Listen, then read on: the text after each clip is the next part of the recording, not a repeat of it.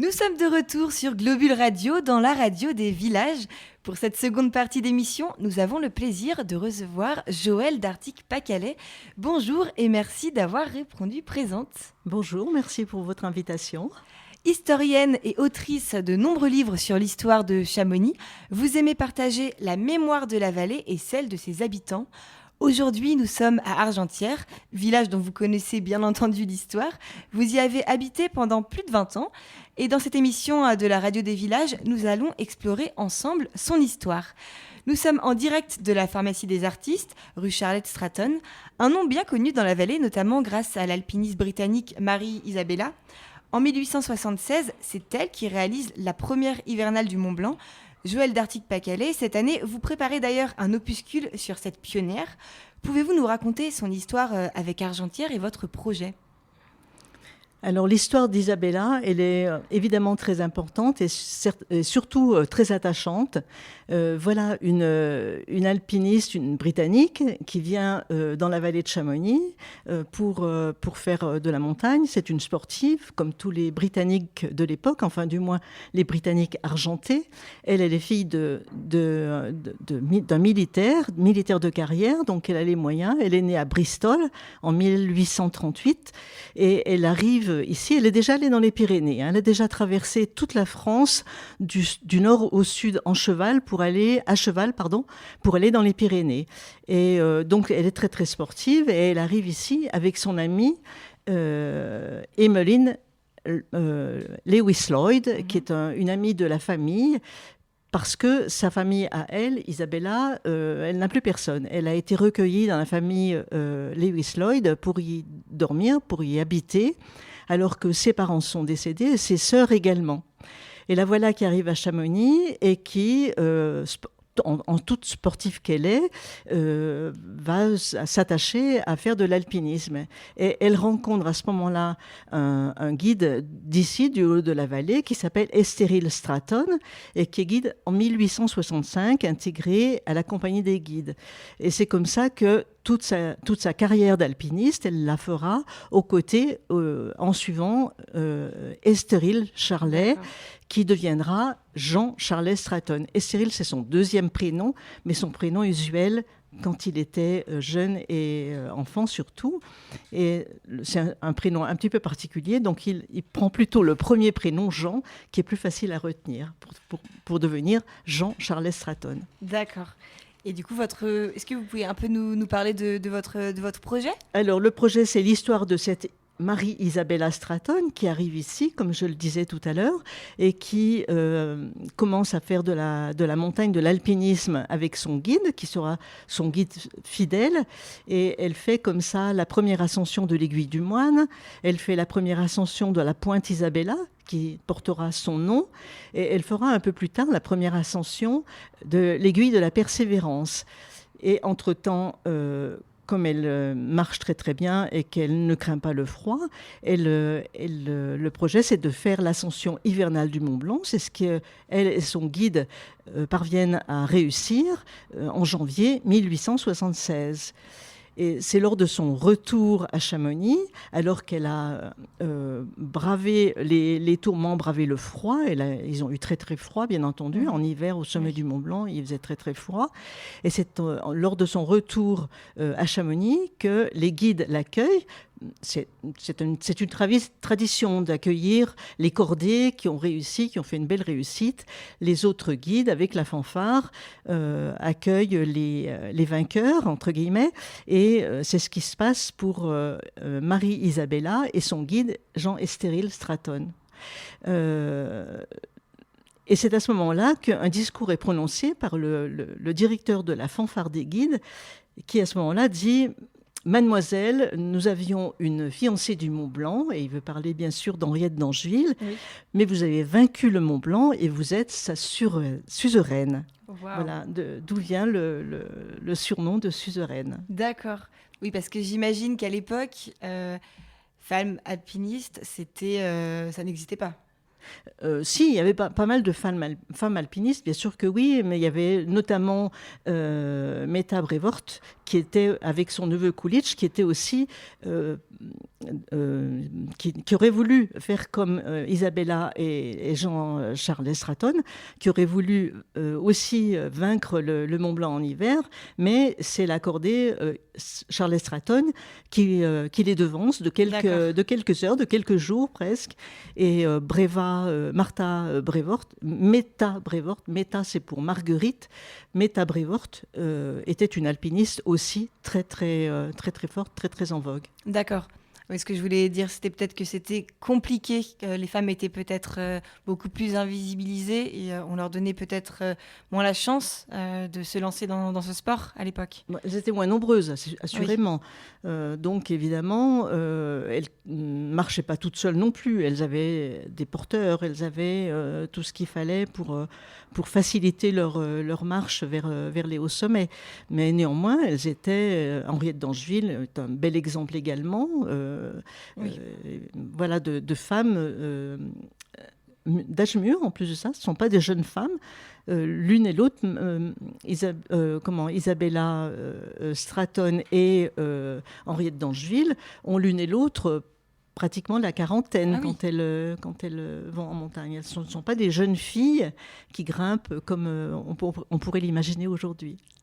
Et on le sait, Chamonix est la capitale mondiale de l'alpinisme. On qualifie très souvent Argentière de berceau des guides. Et justement, en 2021, vous avez réalisé à 4 mains avec David Ravanel, l'ancien président de la Compagnie des guides, un livre consacré aux 200 ans de cet organisme. Cette année, vous comptez terminer la liste complète, n'est-ce pas ? C'est ça. Il se trouve que quand on fait des recherches, les trouvailles pour une recherche vous entraînent parfois sur d'autres pistes. Et c'est le cas, justement. Il se trouve que j'ai beaucoup travaillé sur les archives des guides et de l'histoire de l'alpinisme pour réaliser avec mon fils David, qui est aussi guide à la Compagnie des guides et qui a été vice-président donc président de la Compagnie des guides. J'ai fait pas mal de recherches. Et au cours de ces recherches, je me suis prise au jeu de déterminer, de lister l'ensemble des guides qui avaient, depuis 1821, date de la création de la compagnie, été membres de la compagnie jusqu'à aujourd'hui. Et j'en ai trouvé à peu près 1300. Donc, ce qui est énorme. Et évidemment, dans le livre que nous avons réalisé, David et moi, on n'a pas pu parler individuellement chacun d'entre eux. Et j'ai trouvé quand même un petit peu dommage que nulle part on avait listé cette liste officielle de tous les guides ayant appartenu à la compagnie. Et c'est pas étonnant non plus. Puisque chacun... c'est un petit peu difficile à expliquer. Les guides sont un petit peu...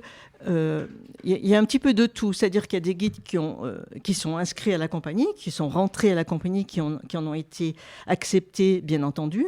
Mais les guides sont parfois des guides momentanés. C'est-à-dire ils peuvent exercer pendant... 1 an, 2 ans, 3 ans, et puis ensuite ils s'en vont. Et on les retrouve cochés à Paris, par exemple. D'accord. Donc il y a vraiment toutes sortes de cas de figure, et c'était un petit peu difficile d'en faire la liste complète. D'accord. Je crois y être parvenue. C'est vrai. Et j'aimerais bien, justement, pour ça... rendre cette liste publique par un moyen ou par un autre, je ne sais pas encore. Non, vous ne savez pas encore, ce serait par un livre ou sur votre site internet. Ce sera certainement quelque chose de public, mais je ne sais pas encore sous quelle forme exactement. D'accord. Est-ce que vous pouvez nous expliquer pourquoi le village d'Argentière est-il considéré comme le berceau des guides ? C'est un petit peu compliqué aussi comme réponse. Il se trouve que j'ai fait une brochure en 1999. La brochure du patrimoine concernait le village d'Argentière, ce que vous êtes en train de faire un petit peu là maintenant. Et dans cette brochure, je me suis amusée aussi à réunir des grandes familles de guides. Et il se trouve que j'en ai trouvé beaucoup, où on remarque des familles de guides, où on a par exemple le guide en 7e génération, qui arrive en 6 ou 7e génération, depuis son arrière-grand-père, le voilà guide à nouveau. On trouve aussi des familles où, parfois dans une même fratrie, on trouve 5, 6 guides, frères. Ah ouais, dans la même famille. Tous frères dans la même famille et tous guides. C'est assez impressionnant. Donc en piochant, en essayant de faire des recherches, je me suis rendu compte qu'effectivement, Argentière était riche de guides, de personnes qui se déclarent porteurs. Pour être porteur, il faut déjà être assez fort en montagne, il faut être assez fort en terrain varié, il faut être assez fort dans les alpages, il faut ne pas avoir peur de tomber sur l'herbe mouillée, il faut être très habile partout. Et je pense que le village d'Argentière et ses environnements, toutes les zones environnantes répondent à ce critère de terrain difficile, de montagnes perchées, d'alpages perchés. Tous les alpages qui sont autour d'Argentière étaient exploités. Donc il fallait y monter les bêtes, il fallait avoir vraiment le pied sûr. Et je pense que de ce fait, sur Argentière, c'est focalisé une espèce de noyau de garçons très habiles, très forts skieurs, qui n'ont pas peur de la neige, qui connaissent les avalanches, qui savent ce que c'est que de la neige qui part sous les skis, qui ont vraiment une connaissance importante et complète et globale de la haute montagne. Et encore aujourd'hui ? Encore aujourd'hui. D'accord. Et l'histoire d'Argentière est également étroitement liée à son patrimoine architectural et culturel. Quels sont les bâtiments ou les sites historiques que vous considérez comme les plus importants ou emblématiques dans le village, qui font son histoire finalement ? Alors on va dire que le bâtiment le plus emblématique, évidemment, celui que font visiter les guides du patrimoine des Pays de Savoie, c'est bien sûr l'église, qui est une église baroque qui date de 1723. Enfin, la fondation de la paroisse date de 1723. Elle a été réclamée à ce moment-là par la paroisse d'Argentière, par les habitants d'Argentière, à cause de l'éloignement par rapport à l'église paroissiale qui était Chamonix. Enfin, c'était à 8 km, donc à pied, le dimanche, tout ça, avec les avalanches, l'avalanche de la Verte par exemple, c'était pas facile. Donc ils ont réclamé une paroisse à Argentière avec une église. On note que cette église, qui était une église baroque, n'a plus à l'extérieur le caractère baroque qu'elle avait à l'origine, c'est-à-dire la façade peinte comme autrefois, l'avant-toit débordant. Et tout ça parce qu'on a rajouté, au milieu du XVIIIe siècle, on a rajouté une travée, c'est-à-dire on a voulu agrandir l'église vers l'avant. Et la façade a donc été démolie et une autre façade avec du granit et sur base de granit a été refaite par un architecte qui travaillait pour le département qui s'appelait Ruffy.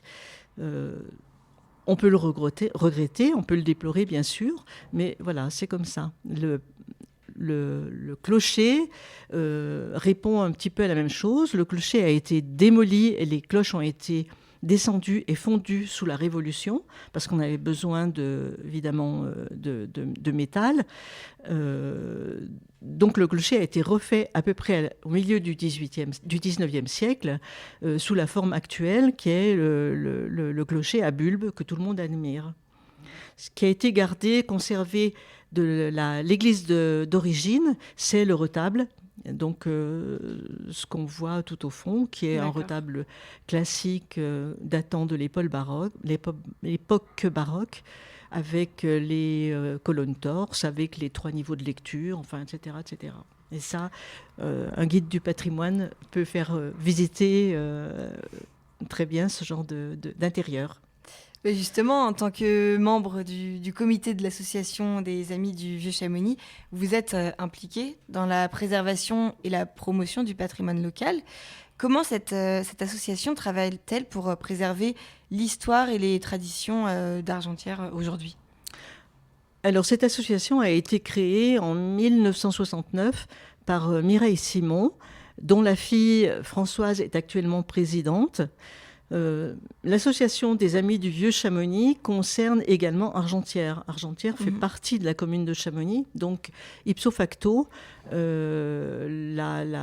Argentières a fait partie de cette association et de nombreux Argentéros en sont membres adhérents. On donnait beaucoup de choses au tout début et encore maintenant, on délivre les documents.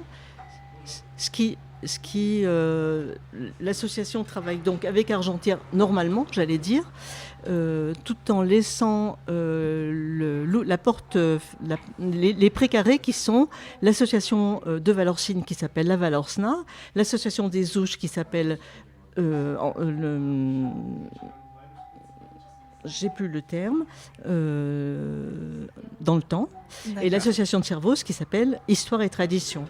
Donc ces associations culturelles, patrimoniales, là, sont un petit peu à part, tout en travaillant en même temps avec les Amis du Vieux-Chamonix, bien sûr. C'est une force commune quand même. D'accord. Et par rapport aux Amis du Vieux-Chamonix, je voudrais juste souligner que l'association prépare pour l'automne 2024, donc l'automne prochain, un grand congrès avec les sociétés savantes de Savoie, donc qui aura lieu au Majestic avec les plus intéressants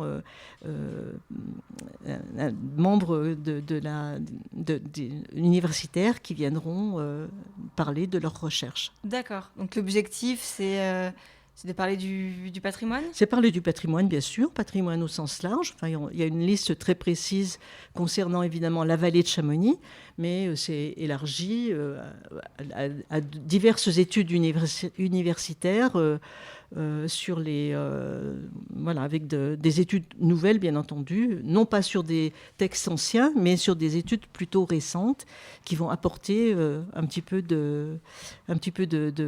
d'informations nouvelles à ce que l'on connaît déjà de la vallée de Chamonix, qui a déjà été travaillée par un nombre incalculable de chercheurs qui viennent aussi, bien entendu, faire leurs recherches au musée alpin, mais évidemment aux Amis du Vieux-Chamonix et dans les diverses instances qui concernent le patrimoine et la tradition. Et justement, vous, en explorant l'histoire d'Argentières, quels aspects vous avez trouvé les plus surprenants ou les plus émouvants dans vos recherches ? Sur le patrimoine, par rapport au patrimoine, le vrai patrimoine, là, juste cet aspect-là, patrimoine bâti, j'ai beaucoup aimé le petit patrimoine sur l'ensemble de la vallée. J'entends petit patrimoine, des choses que l'on ne remarque pas. On a remarqué, par exemple, dans le patrimoine bâti, évidemment, les églises, les hôtels, les façades baroques, les façades peintes, le granit, concernant les consoles et les balcons. Mais on ne remarque pas forcément le petit patrimoine. Et j'appelle petit patrimoine, par exemple, les petits oratoires, les croix, qu'on appelle en Bretagne le pardon, les petites bâtisses de resserres, alors qu'on connaît très très bien la ferme traditionnelle avec son entrée fermée, les êtres qui conduisent à la grange, qui conduisent à l'étable, mais on ne connaît pas ce petit patrimoine-là, c'est-à-dire par exemple les greniers. Et on a déjà parlé souvent des greniers à Valorcine, qu'on appelle reca ou racar ou rega à Valorcine, et qui sont des resserres à l'extérieur des maisons, à l'extérieur des fermes. Pourquoi ? Parce qu'à l'époque, on craignait le feu, et donc tout ce qui était grain, donc c'est-à-dire les subsides pour tout l'hiver d'après, on les mettait dans un local à part, hors de la maison, complètement à l'extérieur. Et c'est le cas pour ces greniers à Argentières, et dans le haut de la vallée notamment. Ce sont des bâtiments non pas en bois comme à Valorcine, mais en béton, en maçonnerie, avec aussi des escaliers de granit, avec des entourages de fenêtres en granit, et qui permettaient d'entreposer le grain dans des espèces de coffrets qu'on appelait les enchâtres, et les habits du dimanche, et les bijoux, et les papiers, surtout les papiers de la maison, qu'on ne conservait pas à la maison, mais que l'on conservait dans ces greniers qui étaient fermés par une porte métallique, et évidemment avec une bonne grosse clé, et dans laquelle n'entraient que les familles en cas de besoin pour aller chercher un sac de grains qu'on emportait chez le meunier, mais c'était vraiment le coffre-fort en quelque sorte de la maison. D'accord. Et ça, c'était propre à Argentière, du coup. Voilà, et ça, c'est intéressant. Il y en a beaucoup à Argentière, il faut les chercher un petit peu, mais il y en a encore beaucoup. C'est intéressant. Et le petit patrimoine concerne également les oratoires. Alors ça, c'est lié à la tradition religieuse d'autrefois, très catholique évidemment, avec des oratoires où l'on allait prier le saint Sainte Agathe pour la pluie, la Vierge bien entendu, qui était la Madone super puissante, qui guérissait tout, qui était capable de prendre en charge tous les problèmes. Et ces petits oratoires, on les retrouve aussi beaucoup dans le haut de la vallée, et ils sont entretenus par le voisin ou la voisine, le village, qui entretient, qui refait le toit, qui apporte des fleurs, qui remet en ordre quand la pluie a abîmé les choses. Et ça, je trouve ça très, très beau et en même temps très émouvant. D'accord.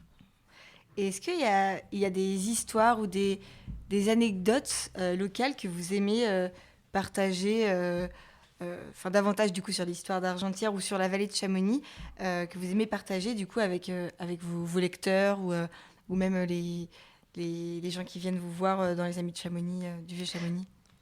Alors, on vient me voir pour de nombreuses choses, puisque j'ai balayé déjà pas mal de choses. Oui, j'imagine. Moi, je dirais que l'anecdote à Argentière concerne d'une part Goethe, l'écrivain philosophe Goethe, qui est venu dans la vallée en septembre 1779, incognito, et il est arrivé par le col de Balme.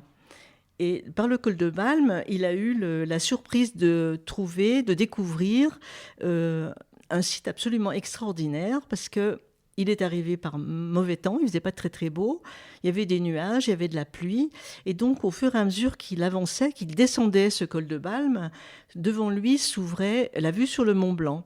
Et il décrit la vue sur le Mont Blanc, un petit coin de Mont Blanc au moment où le brouillard se déchire, et il dit que c'était fabuleux, enfin il décrit ça très très bien, il dit que c'était fabuleux, cette ouverture, de telle sorte qu'il voyait le Mont Blanc éclairé par la Lune, simplement par la Lune, et complètement isolé du reste du massif du Mont Blanc, des autres aiguilles qui étaient encore noyées dans les nuages, comme on peut le voir encore aujourd'hui de temps en temps, mais là c'était la Lune.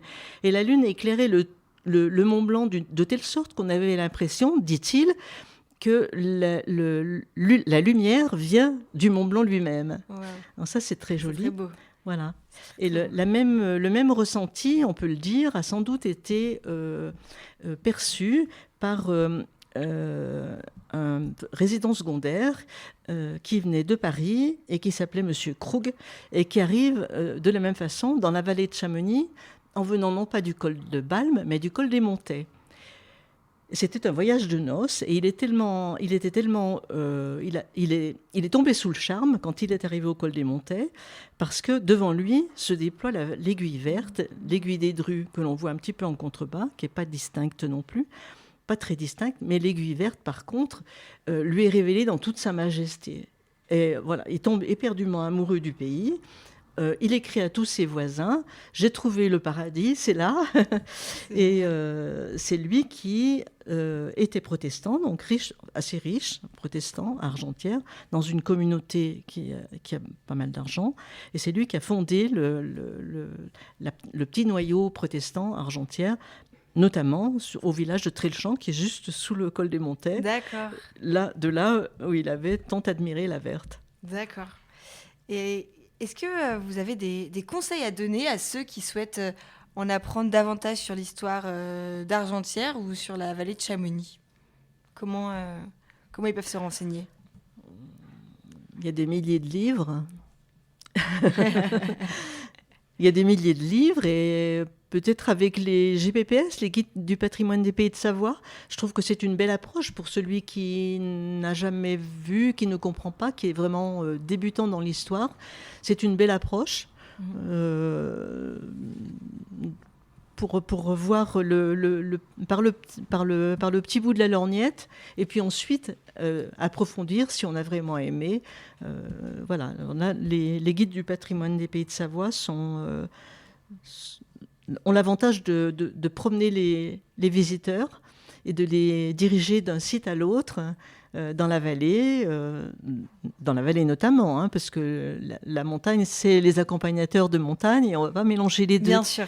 Mais dans la vallée, les GPPS peuvent très bien être les premiers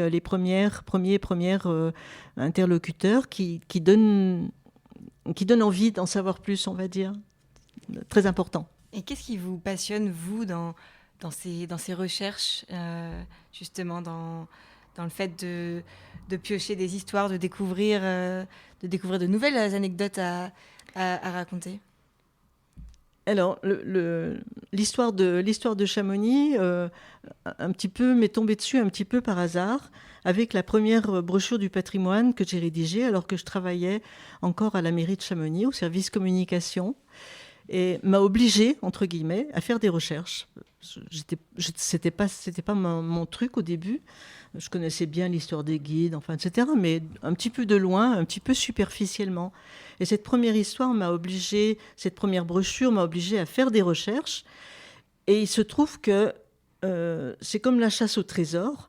Quand vous trouvez un premier indice, le premier indice vous emmène vers un deuxième indice et vers un troisième. Et ensuite, le troisième va correspondre à un quatrième que j'ai trouvé un petit peu plus loin, puis un cinquième, etc. C'est bien un jeu. Et c'est un jeu, c'est une chasse au trésor, vraiment. Les indices que l'on cherche, on les trouve comme ça. Et un travail, une recherche, emmène sur une autre recherche, etc. C'est sans fin. Et c'est prodigieusement intéressant.